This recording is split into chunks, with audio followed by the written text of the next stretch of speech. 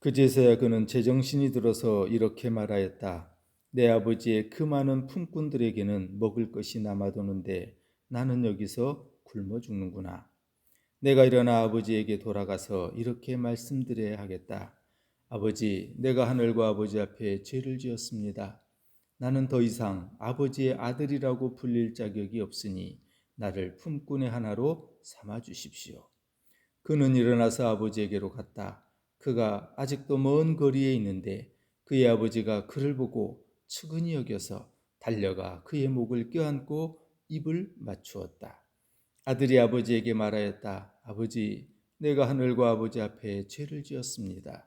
이제부터 나는 아버지의 아들이라고 불릴 자격이 없습니다. 그러나 아버지는 종들에게 말하였다. 어서 가장 좋은 옷을 꺼내서 그에게 입히고 손에 반지를 끼우고 발에 신을 신겨라.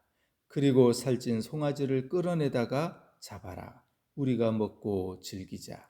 나의 이 아들은 죽었다가 살아났고 내가 잃었다가 되찾았다. 그래서 그들은 잔치를 벌였다. 아멘. 누가복음 15장 본문은 우리가 잘 아는 내용입니다. 흔히 탕자의 비유 또는 잃어버린 아들이라고 알고 있습니다. 그런데 탕자의 비유보다는 탕자들의 비유가 더 적절하고 잃어버린 아들들이 더 정확하다고 할 수 있습니다. 왜냐하면 아버지의 재산을 다 가지고 나가 허랑방탕하게 허비해버리고 돌아온 둘째 아들만 탕자가 아니라 맏아들 역시 집안의 탕자라고 할 수 있기 때문입니다. 그러나 본문의 더 정확한 비유의 제목은 아들들에게 초점이 있는 것이 아니라 아버지에게 있습니다. 집 나간 둘째 아들을 기다리는 아버지, 비록 몸은 집 안에 있었지만 마음은 아버지를 떠나고 동생을 질투하며 아버지의 마음을 몰랐던 또 다른 탕자, 맏아들을 품는 아버지가 이 비유의 중심이기 때문입니다. 그래서 현대의 주석들은 대체로 이 비유의 제목을 잃어버린 아들을 기다리는 아버지 또는 잃어버린 아들을 다시 찾은 아버지라고 표현하고 있습니다. 시인 정호승의 아버지의 나이라는 시가 있습니다. 나는 이제 나무에 기댈 줄 알게 되었다. 나무에 기대어 흐느껴 울 줄 알게 되었다. 아버지가 왜 나무 그늘을 찾아 지게를 내려놓고 물끄러미 나를 쳐다보셨는지 알게 되었다. 시의 일부이지만 시인은 아버지의 나이가 되어보니 아버지가 보이고 아버지의 나이가 되어보니 그제야 아버지를 알게 되었다라고 말합니다. 한때 초등학교 2학년 어린이가 쓴 시가 아버지의 마음을 울렸던 적이 있습니다. 엄마가 있어 좋다. 나를 예쁘게 해주니까. 냉장고가 있어 좋다. 나에게 먹을 것을 주니까. 강아지가 있어 좋다. 나랑 놀아주니까. 아빠는 왜 있는지 모르겠다. 아버지의 존재감이 냉장고나 강아지보다 못해 초라한 자리에 내려앉았습니다. 동서양을 막론하고 아버지의 존재감은 살아계실 때 어머니만큼 그리 크지 않는 것 같습니다. 그러나 아버지가 안 계실 때에는 아버지의 존재는 너무나 크게 다가옵니다. 살아계실 때에는 초라한 아버지의 자리가 계시지 않을 때에야 그 마음을 알겠고 아는 만큼 보고 싶은 그리움이 큰 것이 아버지입니다. 아마 모든 분들이 공통적으로 느끼는 감정일 거라고 생각합니다. 부모의 나이가 되어보니 부모에게 죄송하다는 것, 부모의 나이가 되어보니 부모가 그립다는 것, 부모의 나이가 되어보니 부모의 심정을 이제야 알겠다는 겁니다. 그런데 효도해 보려고 하니 이제는 그 부모님이 계시지 않습니다. 제게 있어서의 아버지는 늘 덤덤하고 재미없고 때론 무서운 분이셨습니다. 그 시대의 아버지들이 대부분 그러하셨던 것 압니다. 요즘은 자녀들에게 사랑한다는 고백을 많이 자주 하는 편입니다. 아이들이 태어나고 성장하면서 어느 날 불현듯 그런 생각이 들었습니다. 아버지는 아버지로부터 나는 아들아 사랑한다. 그것이 따뜻하든 그러지 아니하든 그 말을 들어본 적이 있었던가? 그리고 저 역시 아버지에게 사랑합니다라는 표현을 드린 적이 있었나? 제 기억 속에 딱 한 번 아버지가 임종하시던 날이었습니다. 저희 아버지는 아파트 계단에서 넘어진 사고로 머리를 다치셔서 응급실로 이송되고 몇 차례 뇌 수술을 진행하였지만 중환자실에서 결국 의식을 회복하지 못하시고 돌아가셨습니다. 병원에서 이제 더 이상 기다릴 수 없다는 최종 선고를 듣고 가족들은 마지막으로 임종의 기도를 드리고 보내드렸습니다. 그날 저는 병상에서 뇌 수술로 절개되어 붕대를 칭칭 감고 있는 머리와 가슴을 안고 편히 하나님 나라에 가시라고 기도하면서 아버지 죄송합니다. 아버지 사랑합니다. 아마도 그날이 처음으로 아버지께 고백을 드렸던 순간이었던 것 같습니다. 그런데 그 순간 제게 평생 잊을 수 없는 아버지의 모습을 보았습니다. 의식은 회복하지 못하셨지만 사고 이후 손끝 하나도 움직이지 못하시고 굳어버린 몸이었음에도 아버지의 양쪽 눈에서 눈물이 흘러내리고 있었습니다. 아버지는 말할 수도 없고 움직여 그 어떤 것도 표현할 수 없었지만 듣고 있었고 보고 있었고 느끼고 계셨던 겁니다. 표현하지 못하시는 사랑이셨을 뿐 아버지의 눈물은 내가 너를 뜨겁게 사랑한다는 외침이었고 저에게 벅찬 포옹이었습니다. 아버지가 사무치게 그리웠던, 보고 싶었던 때는 아이들을 키우면서였던 것 같습니다. 제가 아버지의 나이가 되어 그때 아버지가 그러셨겠구나 하고 아버지를 알게 된 때마다 아버지가 그리웠습니다. 여러분에게 아버지는 어떤 분이십니까? 허저는 미운 아버지라고 하는 글에서 아버지는 겉다르고 속다른 미운 아버지라고 이렇게 이야기합니다. 겉으로는 냉랭하고 사랑을 드러내지 않지만 자식이 안 돼 보일 때, 아프고 힘들 때 뒤돌아서 통곡하는 겉다르고 속다른 분이 우리 시대의 아버지십니다. 누가복음 15장은 세 개의 비슷한 잃어버린 비유가 소개되어 있습니다. 잃어버린 양 한 마리를 찾는 목자의 비유, 잃어버린 동전을 찾는 여인의 비유, 그리고 오늘 본문에 잃은 아들을 되찾은 아버지의 이야기입니다. 누가복음 15장 1절과 2절은 본문 전체의 서론에 해당한다고 할 수 있습니다. 세리들과 죄인들이 모두 예수의 말씀을 들으려고 그에게 가까이 몰려들었다. 바리새파 사람들과 율법학자들은 투덜거리며 말하였다. 이 사람이 죄인들을 맞아들이고 그들과 함께 음식을 먹는구나. 모든 세리와 죄인들은 비유에 등장하는 잃은 양, 잃은 동전, 그리고 잃은 아들에 해당하는 부류의 사람들이었습니다. 예수님 주변에 세리와 죄인들이 몰려들었습니다. 그리고 예수님의 말씀을 들었습니다. 그러나 당시에 바리새파 사람들이나 율법학자들에게는 예수님이 세리 죄인들과 함께 있는 것이 달갑지 않았습니다. 그래서 불평합니다. 2절에 바리새파 사람들과 율법학자들은 수군거렸다, 투덜거렸다. 투덜거렸다라고 하는 것은 수군대며 불평하는 원망 섞인 모습입니다. 그런데 원어에 보면은 미완료형으로 되어 있습니다. 즉 이 불만은 단 한 번이 아니라 쉴 새 없이 계속 불평해 왔던 겁니다.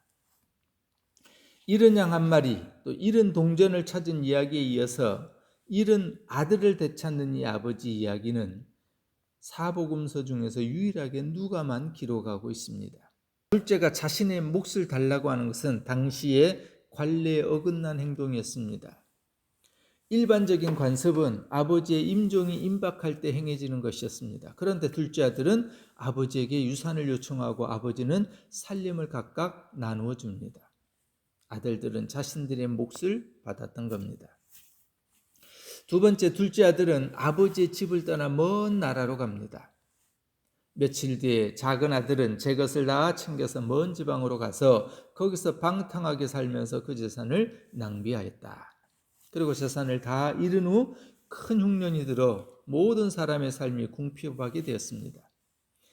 다른 집에 더부살이하는 신세가 되었고 돼지를 치는 일을 하게 됩니다. 그러나 먹을 것이 없어 돼지가 먹는 쥐염 열매로 배를 채우고자 합니다. 그것마저도 주는 사람이 없었습니다. 세 번째, 둘째 아들은 자신의 잘못을 깨닫습니다. 17절, 그제서야 그는 제정신이 들어서 이렇게 말하였다. 내가 일어나 아버지에게 돌아가서 이렇게 말씀드려야 하겠다. 아들은 아버지를 떠난 후 철저한 실패의 경험 속에서 자신을 돌아보기 시작합니다. 그리고 아버지 집으로 돌아가기로 결정합니다. 배고픔의 고통의 자리보다 차라리 아버지의 짐의 품꾼이 되는 것이 더 낫겠다 싶어서 아버지께 용서를 구하기로 한 겁니다. 그런데 이런 아들을 대하는 아버지의 사랑이 오늘 본문의 초점입니다. 아버지는 돌아온 둘째 아들을 기쁨으로 맞이합니다. 20절에 그는 일어나서 아버지에게로 갔다. 그가 아직도 먼 거리에 있는데 그의 아버지가 그를 보고 측은히 여겨서 달려가 그의 목을 껴안고 입을 맞추었다. 아들은 아버지에게 돌아갑니다. 그리고 이 비유의 이야기는 아들에게서 아버지에게로 중심이 옮겨집니다. 돌아갈 결심을 하고 아버지를 만나면 어떻게 해야겠다는 다짐도 하고 생각도 하면서 돌아오는 아들이었는데 아버지와 만나는 장면에서 아버지가 더 적극적으로 주도적인 모습으로 등장하고 있습니다. 이 20절에는 중요한 동사가 등장합니다. 보고, 달려가, 껴안고, 입을 맞추었다. 아직도 먼 거리에 있는데 아버지는 아들을 알아봅니다. 볼품없는 모습으로 돌아오고 있는 아들에게 측은한 마음을 갖고 아버지는 체면도 잊은 채 달려가 아들을 끌어안고 입을 맞추며 기뻐합니다. 아버지는 아들을 기다리고 있었습니다. 자신의 유산의 몫을 달라는 아들이 야속했고 먼 나라로 간 아들이 생고생하고 있다는 소식이 들려올 때 마음은 타들어갔어도 그 아들이 돌아오기를 기다리고 있었습니다. 이것이 아버지입니다. 둘째 아들을 기다리는 아버지의 마음은 우리의 실수에도 사랑하는 마음으로 기다리는 아버지입니다. 우리가 돌이킬 때까지 기다려주시는 아버지입니다. 우리의 삶이 변화되기를 기도하며 기다리는 아버지입니다. 둘째 아들이 돌아온 후 성경은 맏아들의 이야기로 이어집니다. 맏아들은 화내고 불평합니다. 25절 이하에 그런데 큰아들이 밭에 있다가 돌아오는데 집에 가까이 이르렀을 때 음악 소리와 춤추면서 노는 소리를 듣고 종 하나를 불러 무슨 일인지를 물어보았다. 27절 종이 그에게 말하였다. 아우님이 집에 돌아왔습니다. 건강한 몸으로 돌아온 것을 반겨서 주인 어른께서 살찐 송아지를 잡으셨습니다. 큰아들은 화가 나서 집으로 들어가려고 하지 않았다. 아버지가 나와서 그를 달랬다. 맏아들은 아버지에게 순종하며 잘 지내온 것 같지만 실상은 아니었습니다. 자신의 유산의 몫을 갖고 나갔다가 다 허비하고 돌아온 동생도 마음에 안 들었지만 그런 동생을 맞아주시는 아버지에게도 화가 났던 겁니다. 어쩌면 맏아들의 입장에서 이해하자면 섭섭했을 수도 있습니다. 29절의 불만을 들어보면 아버지에 대한 서운함이 오래전부터 있어 왔던 것 같습니다. 그러나 그는 아버지에게 대답하였다. 나는 이렇게 여러 해를 두고 아버지를 섬기고 있고 아버지의 명령을 한 번도 어긴 일이 없는데 나에게는 친구들과 함께 즐기라고 염소 새끼 한 마리도 주신 일이 없습니다. 이미 집안에서 둘째가 돌아온 기념으로 축하연이 시작되었습니다. 그런데 맏아들은 모르고 있었다는 겁니다. 아버지가 의논하지도 않았던 것 같고 누구도 알려주지 않았습니다. 형의 입장에서는 분명 서운한 대목일 겁니다. 가족 전체는 축제 분위기였지만 맏아들은 화가 났습니다. 그리고 집에 들어가려고 하지 않습니다. 둘째 아들이 자신의 유산의 몫을 들고 집을 나갔던 것처럼 맏아들도 집에 들어가려 하지 않았습니다. 이것은 동생을 받아들일 수 없다는 것이고 아버지에 대한 섭섭함이었습니다. 그런데 집에 들어가지 않겠다는 맏아들에게도 아버지는 둘째가 돌아올 때 보고 달려가 껴안고 입을 맞추었던 것처럼 28절에 나와서 달랬다라고 되어 있습니다. 아버지는 둘째에게 그랬던 것처럼 맏아들에게도 주도적인 사랑의 모습을 보여줍니다. 아버지가 나와서 그를 달랬다. 새 번역에 달랬다라고 하는 이 표현은 개역개정에서 권하다라고 되어 있습니다. 권하다 옆에서 다정히 이야기하다는 뜻입니다. 영어 성경은 간청하다는 단어를 사용합니다. 아버지는 아들에게 간절히 청합니다. 이 단어 역시 미완료형 동사입니다. 아버지는 맏아들을 한 번 달랜 것이 아니라 몇 차례 달래고 권하고 타이르고 설명하면서 아들을 설득합니다. 이것이 아버지의 모습입니다. 달래고 또 달래어 돌이키게 하는 아버지. 아버지의 나이가 되어 보니 아버지의 마음이 이해가 됩니다. 살갑지 않아 무심한 것 같은 우리의 아버지들도 그러신 분들이었습니다. 자식의 성공과 어려움에 잘 내색하지 않지만 돌아서서 기뻐하고 또 눈물 흘리는 겉다르고 속다른 아버지가 우리의 아버지들이십니다. 그리고 그것이 우리를 향한 하나님 아버지의 사랑의 모습입니다. 하나님께서는 영적으로 타락한 이스라엘을 회복하기 위하여 끊임없이 선지자들을 보내고 또 보내면서 돌아오라고 호소했던 것처럼 아버지는 아들을 달래고 또 달랬습니다. 그러나 아들은 쉽게 아버지를 이해하고 마음이 허락하지 않았습니다. 29절 30절에 보면은 맏아들이 동생에게 가졌던 미운 감정을 내비칩니다. 그리고 자신은 아버지에게 이렇게 오랫동안 일을 하고 있지만 하나도 받은 것이 없다고 불평합니다. 그러나 이미 아버지는 둘째 아들에게 유산의 몫을 나눠줄 때 아버지의 살림을 두 아들에게 각각 나눠줬다 그랬습니다.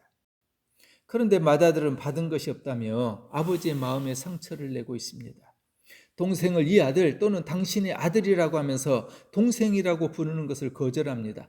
형제 관계마저 깨어져 버립니다. 형제의 우애가 무너진 이 장면 앞에 아버지의 마음은 무너졌을 겁니다. 아버지는 내가 가진 이 모든 것이 다 내 것이다 라고 말해줍니다.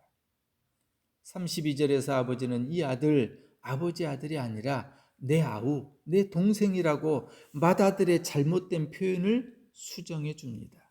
그리고 이 비유의 이야기가 끝이 납니다. 이후에 어떻게 되었는지, 맏아들은 집으로 돌아왔는지, 동생과 형이 화해했는지, 형제는 아버지와 행복하게 살았는지 알 수 없습니다. 그러나 성경은 아버지의 즐거움과 기쁨으로 끝을 맺습니다.